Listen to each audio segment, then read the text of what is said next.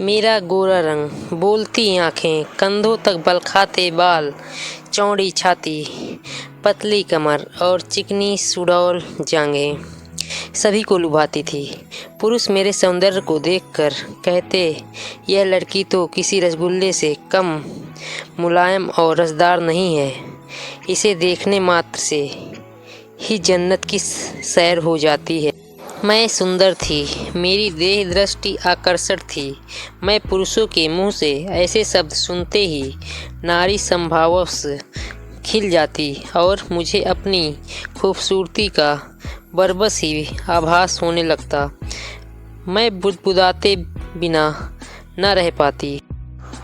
मुझ पर तुम सब मरते हो तो मरो, मैं किसी के हाथ नहीं आने वाली।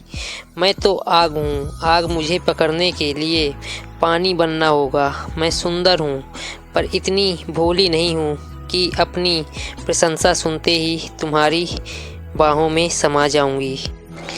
मैं अभी सोच ही रही थी कि माँ की आवाज़ ने मुझे चौंका दिया। मैं जैसे सोते से जग उठी।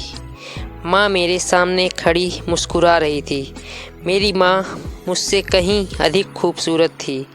वह एक प्रौढ़ महिला थी, लेकिन देखने में 21-22 की ही लगती थी।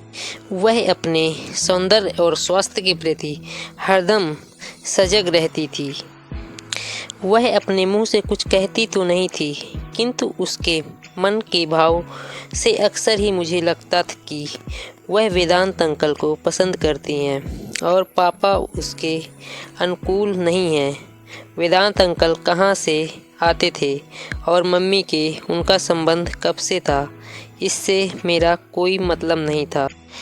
इतने में मम्मी कहती हुई बोली, बेटी तुम आज स्कूल नहीं गई? आज तो छुट्टी है। मैंने यह कहकर मम्मी की ओर देखा। आज उसने गुलाबी साड़ी बांध रखी थी।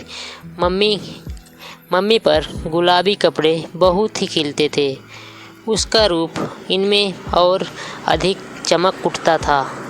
मुझे जहाँ तक मालूम था, मम्मी सस्ती समर्थी तभी थी जब वेदांत अंकल घर पर होते थे या आने वाले होते थे। वैसे तो सजना संवरना मम्मी के जीवन का एक अभिन्न हिस्सा था, लेकिन उस दिन वह विशेष रूप से साज श्रृंगार करती थी जब वेदांत अंकल घर पर होते। मैं अचानक ही बोल पड़ी, तो वेदांत अंकल आज आने वाले हैं? मुझे समझ में यह नहीं आ रहा कि मम्मी पापा के लिए क्यों नहीं सजती संवरती हैं। शायद माँ के सपनों के राजकुमार पापा नहीं, वेदांत अंकल ही हैं। वैसे यह कड़वा सच भी है। वेदांत अंकल पापा से अधिक सुंदर और स्मार्ट हैं। अपने आप को हमेशा ही सुंदर बनाकर रखते हैं, कपड़े ढंग के पहनते हैं और पापा तो बिल्कुल ही ढीले ढाले व्यक्ति हैं। एक ही कपड़े को 2-2 रोज़ तक पहनते रहते हैं। सेव तभी बनाते हैं जब खुजली होने लगती है या उन्हें कोई टोक देता है। माँ को तो चुस्त और खूबसूरत पुरुष चाहिए। वेदांत अंकल चुस्त भी हैं और सुंदर भी हैं। इसी बीच माँ ने मुझे टोक दिया, यह लड़की तो हमेशा ही कुछ न कुछ सोचती ही रहती है। जा अपनी सहेली माधुरी से मिला, वह तुम्हें कल याद कर रही थी। मैं अवाक रह गई। माँ मुझ पर आज इतनी मेहरबान क्यों है? अचानक ही मुझे माधुरी के घर क्यों भेजने लगी? आखिर माजरा क्या है?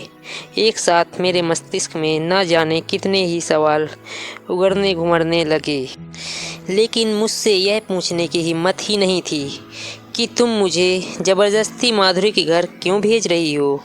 आखिर तुम्हारा इसमें क्या स्वार्थ है? खैर, माधुरी से मिलने के लिए तो बेताब मैं भी थी। मैं पैदल ही उसके घर चल दी। अब आखिर क्या होगा आगे, इसकी आगे की स्टोरी सुनने के लिए पार्ट 2 देखना ना भूलें। आशा करती हूँ कि आपको यह पार्ट 1 पसंद आया होगा। यह स्टोरी अपने दोस्तों को ज़रूर सेंड करें और हमारे चैनल को सब्सक्राइब करना ना भूलें। कमेंट में बताएं कि आपको कैसी लगी है पार्ट 1 स्टोरी।